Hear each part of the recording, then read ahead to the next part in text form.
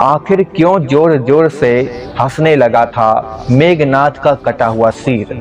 और साथ ही हम आपको मेघनाथ और सुलोचना के बारे में बताएंगे कई राज जो अब तक एक राज्य बना हुआ है। दोस्तों, सुलोचना पूर्व जन्म में कौन थी? क्या सुलोचना लक्ष्मण की पुत्री थी? मेघनाथ पिछले जन्म में क्या था? मेघनाथ की उम्र कितनी थी जब वो मृत्यु को प्राप्त हुआ? दोस्तों, यह वीडियो काफी इंपॉर्टेंट है, पूरा जरूर देखना। अब सुलोचना के बारे में कुछ इतिहास जान लेते हैं। सुलोचना मेघनाथ की पत्नी और भगवान विष्णु के शेष नाग वासुकी की पुत्री थी।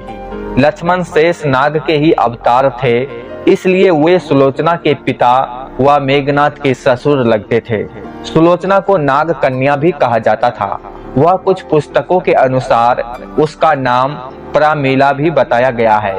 युद्ध भूमि में जब मेघनाथ लक्ष्मण के हाथों वीर गति को प्राप्त हो गया था, तब सुलोचना अपने पति के शरीर के साथ सती हो गई थी।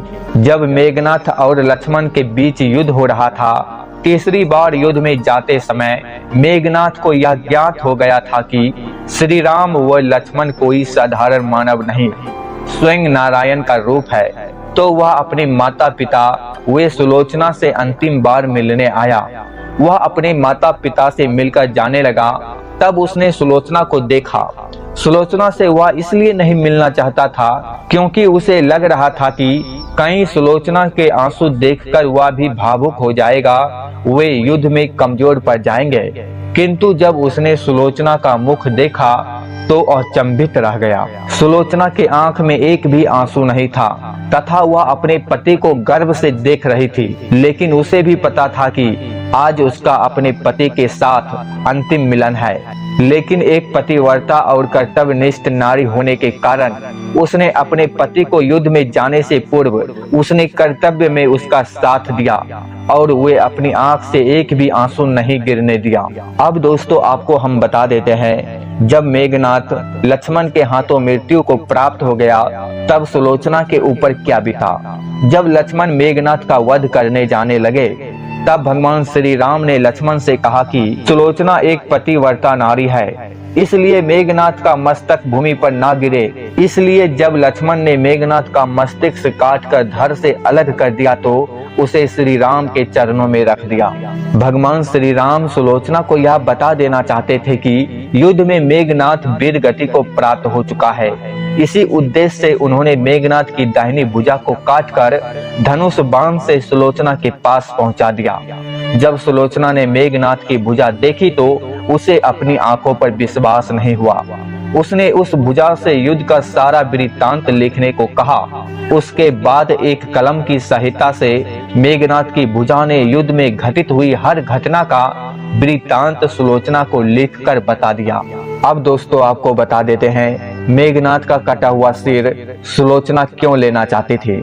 इसके बाद सुलोचना अपने पति की भुजा लेकर रावण के पास पहुंची। उसने अपने पति के साथ सती होने की आज्ञा मांगी। रावण ने उसे यह आज्ञा दे दी, किंतु पति के सिर के बिना वह सती नहीं हो सकती थी। इसलिए उसने रावण से मेघनाथ के धड़ की मांग की, किंतु रावण ने शत्रु के सामने याचना करने से मना कर दिया।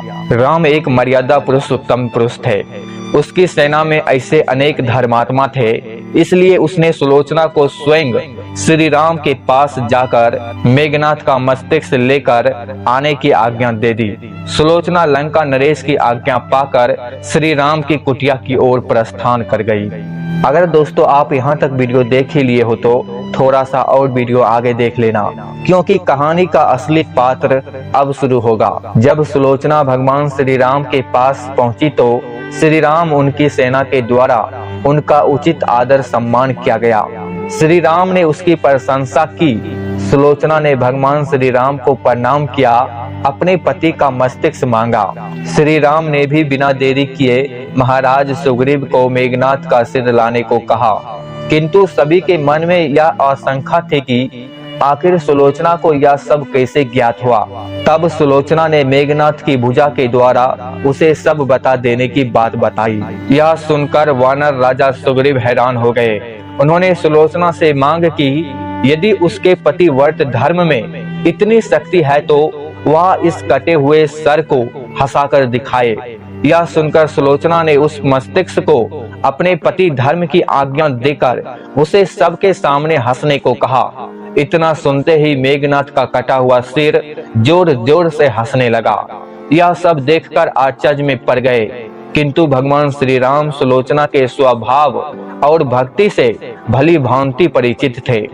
उन्होंने उस दिन युद्ध विराम की घोषणा की, लंका की सेना को अपने युवराज का अंतिम संस्कार करने को कहा, ताकि सुलोचना के सती होने में किसी प्रकार का रक्तपात ना हो।